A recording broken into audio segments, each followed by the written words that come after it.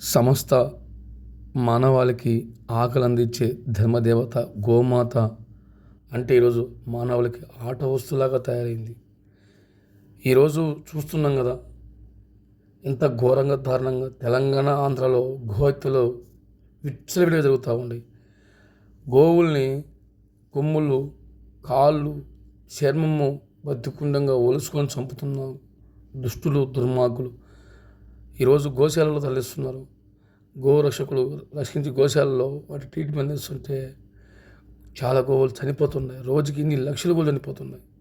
అమ్మేవాడు, కోసేవాడు, తినేవాడు, చూసేవాడు, నా భార్య బిడ్డలు బాగుంటే చాలు, ఎవడట్టపోతే నాకెందుకు వేరెగుతున్న మానవులారా, ఏప్రిల్ 12 నుంచి ప్రపంచం మొత్తం సర్వనాశనం కాబోతుంది. ప్రపంచాలే భూకంపాలు, సునామీ, అన్ని విధాలుగా మానవుడు నాశనం కాబోతున్నాడు.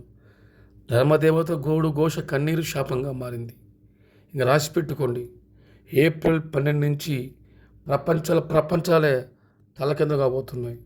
పాపం పండింది, కర్మ సిద్ధాంతము అనుభవించాల్సిందే.